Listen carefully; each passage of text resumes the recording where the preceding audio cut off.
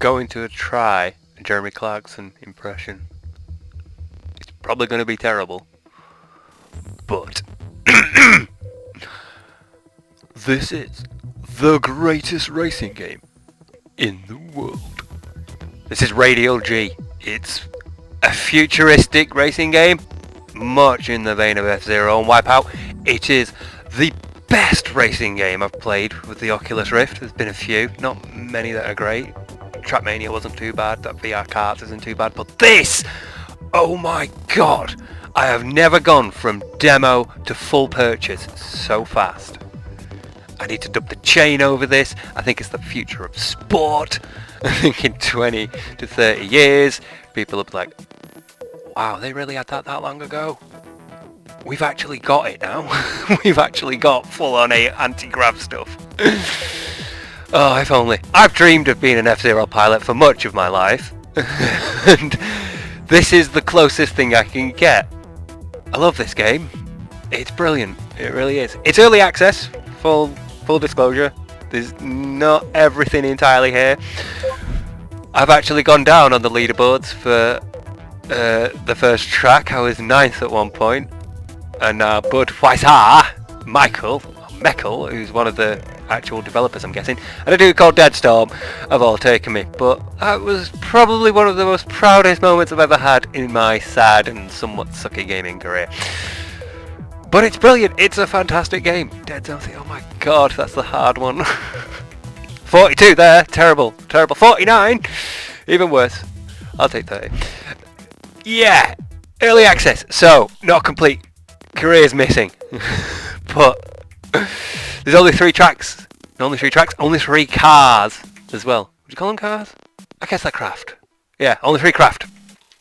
There's about 9 tracks, but development is ongoing. These guys are really good. The last update was a couple of weeks ago, and it completely added 2 new tracks. God damn it, Steve, get with the program. He added 2 new tracks, and it cleared this up as well. Well, not this. It cleared up the track selection screen. This is where you pick your craft. There's 3 of them. That one's the fastest. No, it's not. That one's the mid-range one. It's got decent handling. That one's the slowest one. It's got a shit ton of handling and a very beefy shield, which is important because your boost draws from the shield, as well as it enabling you to take a couple of crashes into red gates, which if you're me, you'll do a lot. This is the fastest one. It doesn't handle too well, and the shield is a bit, so you can't afford that many crashes, but if you're that good, you probably won't need to anyway.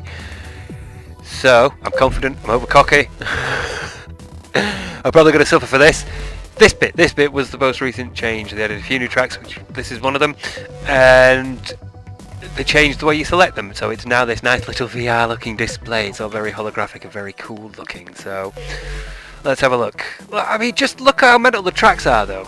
That is impressive track design. You're really going to get a sense of that in a minute when I start a game, but this is quite impressive.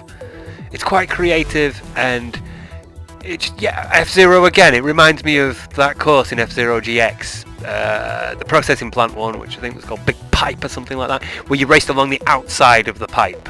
These aren't flat courses. You were basically racing around in a tube, but that gives you a sense of freedom in that you can't really crash, you can't really fly off a track. I mean, you can at certain points, like that bit there where it disappears in the middle and fragments. And there are bits where you will occasionally race inside. You'll flip and you'll race to the inside. I think this is one of them. That big thick part in the middle. The track basically jumps you onto the inside of that. So you race around the inside of that and then come back out to the central path. But it's great because it lets you spin around this. It tweaks this little part of me that thinks there's an optimal path through these tracks.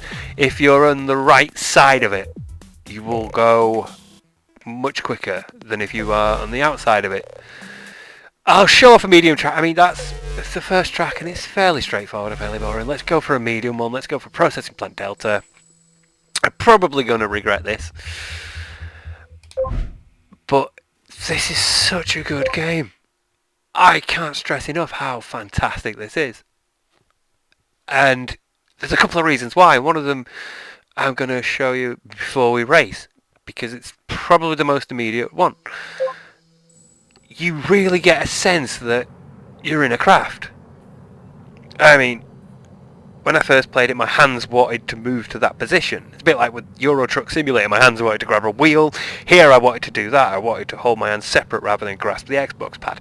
But having the craft around you is just an amazing feeling. You genuinely feel like you're sat here. Because this, relative to where you are, obviously, this stays constant. This frame stays here. And as you're moving around this track, and again, the track, you look out and you can see how it spins off into the distance. It's probably not the best starting line, because there are others where it loops back round here and it's more visually immediate. But as the track moves around you, this staying central and still makes you feel like you're in the craft. It's a real sense of presence, and it's a real immediacy that is such a cool thing about VR. This is not sitting and playing F-Zero or Wipeout. This is so much better. It's so much more. And I'm gonna stop ranting about it. I'm just gonna start playing. This is one of the best racing games I've played ever. And of course, everybody immediately hits boost straight away, and someone's already dead. It's currently AI. There is online. You can play online with people, but I haven't, because most of the time I'm playing, there's not that many people playing at the same time. So, oh god, I missed it. There's one of the bits where you flip off the track and race around on the inner tube bit. Oh, there we go. Right at the end as well. Great. The track splits as well, so you can at times fall off, like I said, but most of the time you are doing this. Oh, already! I'm out of shield already. I've only boosted like once. Taken a lot of damage at the start in the big melee to get any distance. There you go. Those rings appearing in front of me are people overtaking me on the other side of the track. There's another one. So it's a great way to show, hey, here's everybody else you're racing against, and these people are currently ahead of you. You don't really miss out on that. Oh, for God's sake, there we go. Oh, so bad at this.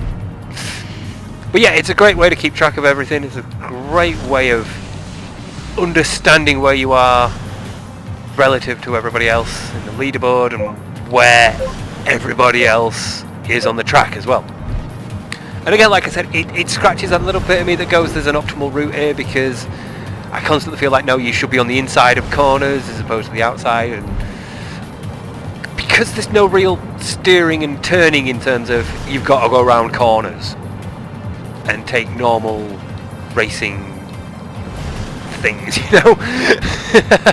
Oh, I'm so bad at explaining that. Because you don't really have to worry about an edge, you don't have to worry about a sharp turn or a chicane or anything like that. It becomes more about, well, am I currently in 5th because these people are going faster than me, or am I in 5th because they have found a slightly quicker route by trailing insides as opposed to outsides? So it becomes less about where you are in the rankings and more about where you are on the track. There's no weapons, so you don't necessarily... Oh, that was stupid. You don't necessarily take people out by firing rockets and missiles at them, and hunting them down with your guns or dropping mines behind you. You take people out by hoping that their shield runs out because they're boosting too much, and you can gently nudge them into gates. But a lot of this will be simply trying to crawl up the rankings because you are a slightly narrower point of the track than others, and as a result it doesn't take you as long to navigate around the track. Oh, I can't believe I missed that speed boost at the end.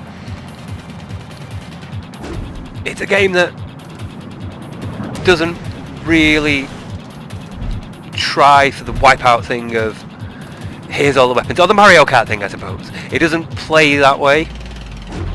You aren't really focused on using weapons and power-ups to get to the top. It's about speed, it's about how you control your craft relative to where all the boosters are.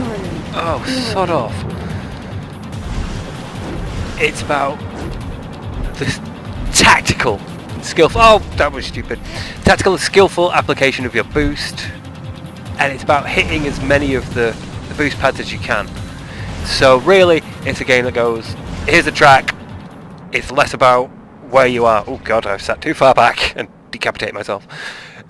It's a game that's less about know the right line through the track and more hit the boosts, hit the right points, be at the right bit, as opposed to know when the turns are coming up, when to be drifting and when to be boosting. It's a racing game that tries something different because you can fly about the track, and that sense of speed and that sense of almost anti-gravity-ness in terms of you don't have wheels and you're not weighing on the track, you're sort of magnetically stuck to the track. The way that F-Zero did it and the way that Wipeout did it, it works so well here because the virtual reality is that immersive. You genuinely feel like you're flying along the track in something because of the way that the craft stays around you and the way that the track goes underneath. It's just such a brilliant feeling, and it's well received as well. I've played it with a couple of people, and the people that I played it to, one or two of them were my mates, and I thought, yeah, you're gonna like this. You know, you like me, you've played F-Zero, you played Wipeout, you're probably gonna like this sort of thing. You're a gamer, you'll be okay with the futuristic setting and thing. And other people I've played it with have not been what you'd call typical gamers. They've been people's mums and people's parents, you know, people's dads and like next door neighbours and friends of the family. And they've all loved it. They've all loved it because it gives you a real sense of speed. You feel like you're moving across this track so fast. And it's great to see people get into it. It's great to see people you would normally think would be turned off by this futuristic presentation, this style, or this sort of game, you know. I would sell this game to my gamer mates as it's like 3D Wipeout. It's like being in an F-Zero car, you know. It's that sort of game, but this, to describe it to non-gamers, you would think, oh, they're probably not going to like that. And they did! The people that I played it to loved it! And it's this belly sense of burning it round a track, it's having boosts, it's having a cool track design as well, the way it splits sometimes, and again, it's not a game of traditional racing. I mean, it is, you still have to come first, but you're concentrating less on making turns and things and more on moving around the track itself, moving around the pipe, the tube that it is. Trying not to crash into those like that and trying to hit boosts and about dodging and turning that way. So it's less about, say, Ridge Racer with an emphasis on drift and cornering. And it is... Oh no! Well, to be fair, it doesn't cost you that much, but it is a frustration when it happens. Come on, come on, come on. There's a shield gen bits, which I missed. And again, it's not punishing, but if you're not that good at it, you will cock it up. And you will suffer a bit for it. See, look at him overhead there. He's just so smooth. The AI isn't bad. That was very, very... Oh, very close. And there's a sphincter that tends just a little bit then. But when you don't do that, when you don't crash as often as I do, but you do instead hit a couple of boosts in sequence and you manage to dodge your way between a couple of gates, you feel good.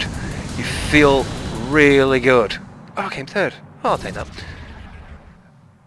It's a game that's really rewarding. It's really rewarding in that when you hit the boost and when you can get a good track, like I said, when I was ninth at a leaderboard at one point, and that was just a fantastic thing for me. Because I'm really so bad at games, because I mean, this early, when there's not that many people playing, I was able to get within the top 10. And I felt really good. I felt so good about this game, and I felt really like I was capable of actually being good at the game. And it's a great game to inspire that feeling. It does it so well because you move so fast. Again, there's not much to it at the moment. There's a career thing on the way. There's races against AI. There's a multiplayer which you can play against other people, which I won't bother with at the moment because they're probably all going to kick my ass. There's lap attack as well, so you can burn it around the tracks in just unlimited time. And it's very handy for getting used to things like that, getting used to anticipating a track changing or a jump or the gates and things. So there are some traditional gaming racing aspects of track memorization and things, but a lot of it is you can't really depend too much on that, because again, there's not going to be a place where you're going to crash into a wall and slow down completely, like on a turn. If you cock up a turn, smack into a wall and then get overtaken by 3 people, it doesn't happen in the same way as it does in Mario Kart or Ridge Racer or Grid or Burnout or any other regular racing game, if you will. The futuristic ones, it's, again, it doesn't quite have the same thing as Wipeout or F-Zero. If you remember what F-Zero GX was like, there was a lot of traditional course design, and then there was one course that was this, that was a pipe, and racing on that course felt different to every other course in the game because it was this. So it's that, it evokes that feeling, and it evokes it so well, but with the benefit of being in virtual reality, having a headset and feeling like you're in a craft. It's such a good game. It's in my experience, in my opinion, it's the best virtual reality game so far. It really is. I'm going to have one quick burn around the track for a little while and then call it. That Fuchsord Hello whatever dude is #1 in so many of these. It's just unfair. But yeah, here we go. Some say he plays games like he cooks. Others say, until the advent of Steam, he spent all of his time playing consoles. Here's the Stig. Oh, it's terrible, Steve. You need so much more work on your impressions. That was the worst Clarkson impression in the world. That's the key. That's the key phrase for Clarkson. In the world. Oh, come on! I worked out a line for this at one point and it got me 9th. I did genuinely. I once spent like half an hour on this one track trying to get less than 30 seconds. I think I got it to 28 and then 25. Which is good. I felt really good. But it's this. Again, like I said, there's not a line per se, because you don't really have to worry about corners and turns and things, but there is a line in that there are speed boosts, and getting a decent time and a decent speed on one of these is, you've got to hit those. You've got to have a good line through it and hit as many as possible in sequence. And so it's that, like I said, it scratches that aspect of it. There's some part of me that goes, there's a line here that I want to know through it. I can do this better. And it's turning in that respect as opposed to drifting around corners that this game does really well. And again, when you do that, when you come out of a run of gates or you can hit speed boosts, things, you feel good. When you've built up a few hits in a row, something like that, and you're moving at a fair pace, it feels very, very cool. There is a real sense of speed. There really is. Oh, I've so got this now. Cuba! The only real problem I have, and again, this ties back, like so many of my video game related complaints, ties back to me not being brilliant at games, but sometimes you'll skim a boost and you'll think, I hit that, and the game will say, no you didn't. And other times you'll be spinning past a gate, just slightly like that, and you'll think, there is no way I'm hitting this, and the game will think, nope, you did, and you'll hit it. And that's the one complaint that I have, and again, that might just be me, not really being used to this, not really used to thinking about where my where my hitbox is, and instead just being used to focusing on what's directly in front of me. But this is such a good game. This is so enjoyable. I love racing games. I love Ridge Racer is my favourite. I grew up on Ridge Racer. I remember when it came out thinking, holy crap, 3D is amazing. This is fantastic. Before that, it was F-Zero. And before that, it was just some barely remembered ones on the Spectrum C4, C5, C8, the Sinclair C5, which is the crappy car thing. Ugh. Yes, I remember the Spectrum ZX81. There we go. It's in there somewhere. Been a while since I've thought about it, but yeah, there's some racing games on that. There's a game called Burning Rubber, and that was for an old console that didn't do too well. There's the Amstrad console, and then there was F-Zero. And it's this. This is just such an amazing feeling. It's such a good game. It really invokes that feeling that F-Zero tried. We've now come to the point where you can genuinely feel like Captain Falcon. I really said Captain Falco then, he would have rocked you, Amadeus. I should probably have dubbed in a snare cymbal crash at that point. What I really should have done is dubbed Fleetwood Mac over this. This just is everything I think of when I think of racing. It needs the chain over this, possibly dubstep remix of, as much as every ounce of my being is saying, no, that is blasphemy! I just know it would fit. Greetings, humans. I am Cyborg Jeremy Clarkson. This is the greatest futuristic racing game in the world. Oh, let's never do Microsoft Sam either. Oh, it's such a good game, it really is. It's one of the best I've played virtual reality so far. It's one of the best uses of the headset. If you've got an Oculus, you should have this. It's so good. And I'm going to call it there because I'm not going to beat my perfect score on this. I'm not going to do much other than bore you and crash into red gates. But I've given you a look. This is Radial-G. It is such an amazing game. It's such a fantastic racing game. I genuinely cannot recommend it enough.